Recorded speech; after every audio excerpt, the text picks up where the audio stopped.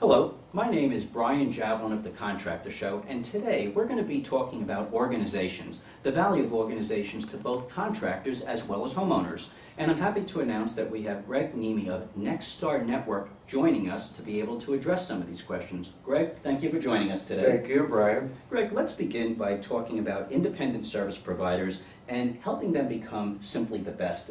That is our motto. Well, help us elaborate on, as an organization, how do you help contractors become simply the best? Well, when I think of contractors being simply the best, it's about fulfilling the promise. And to a homeowner, it's really quite simple. They want the contractor to answer the phone, to show up when they want him to quote the price up front, do the required amount of work that is to be done, no more, no less, and make sure when you leave, you've respected my home and my intelligence and left the home much better than I found it. So that's really who Nexstar is all about. Nexstar is a world-class business development and training organization whose mission is to help independent service providers to be simply the best in customer service, company profitability, and employee satisfaction. That's what simply the best means to us, and it begins with serving those customers and just doing those very fundamental things that I mentioned.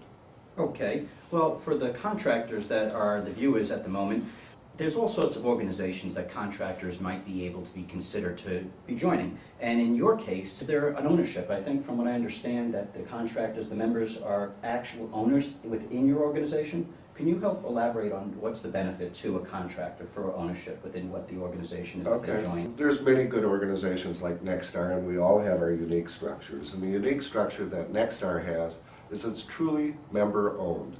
Our members, who are our customers, are also our shareholders, and they own all the shares of the organization. We're founded by members, we're owned by members, we're governed by members. That means that our purpose is very clear, and it's all about serving members.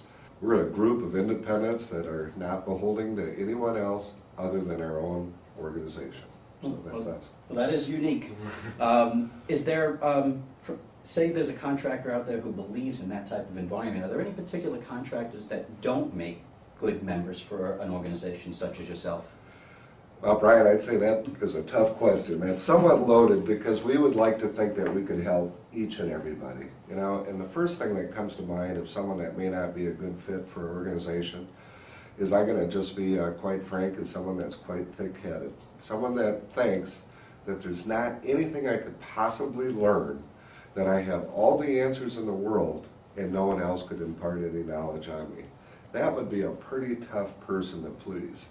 The second thing that might come to mind where someone's not a great candidate for our organization is we just have some really simple qualifications. One, subscribe to our code of ethics. We want ethical contractors, and as the CEO of the organization, it's my responsibility to make sure that all the apples or the potatoes in the bag are good ones, okay? Secondarily, what we want is contractors that bring to us a clear background. If someone's had a background of problems and unresolved disputes, that's probably not a good fit for our organization, right back to the first point.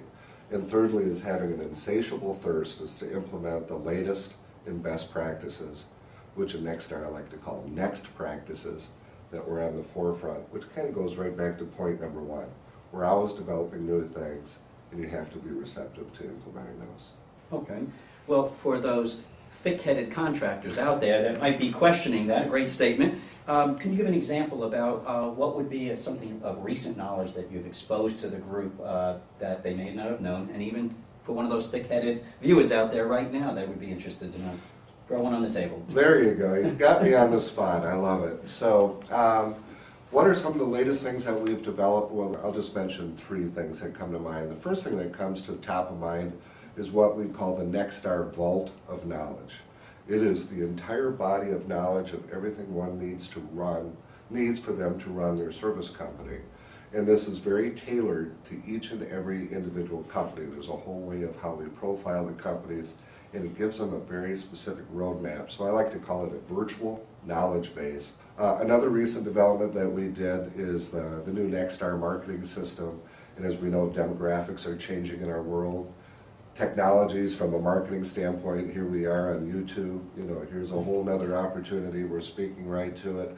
So the world is constantly changing, and the way that we did marketing in the past doesn't necessarily apply to the way we need to be doing it today, and it's certainly not going to apply in the future. So we just released a whole new marketing system. Third thing that really comes to mind is, as we speak, we have released a new, what we call Nexstar talent acquisition system, and it's all about attracting people into the trades of plumbing, heating, cooling, and electrical. So we're sitting in Orlando while we're doing this interview, and I have 250 clients sitting in a ballroom right now, and we're all learning the latest in practices, and we have a number of experts from around the country that are here sharing with us different tools, techniques, and Nexstar introduces a number of proprietary programs to that. Okay.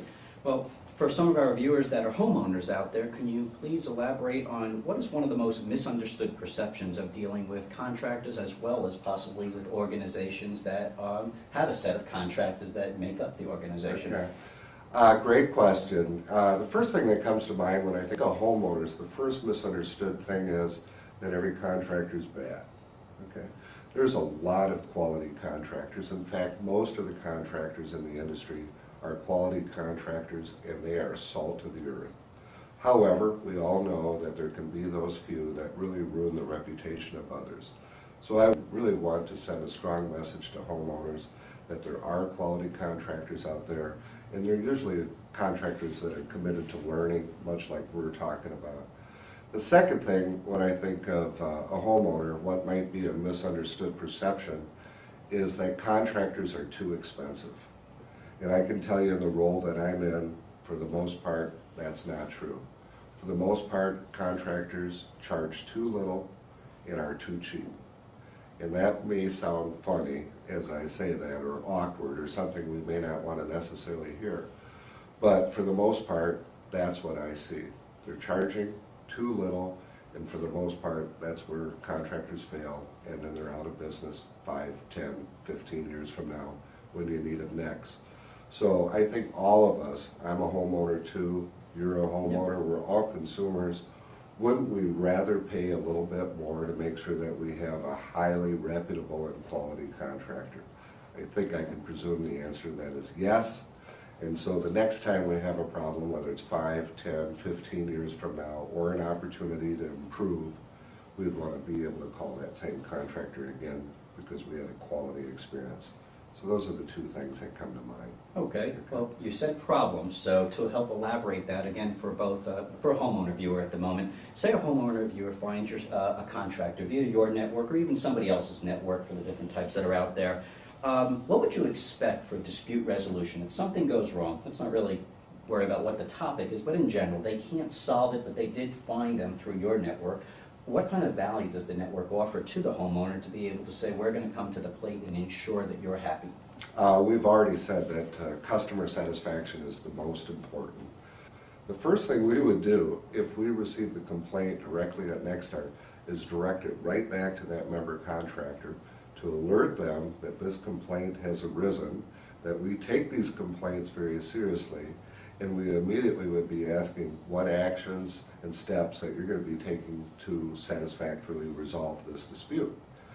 But with that said, if that doesn't resolve the matter, we would refer the matter to the Ethics Committee, and the Ethics Committee would be looking at this objectively, and I can just tell you for the most part, the experiences that I've had, these matters get resolved very quickly, very satisfactorily to the customer.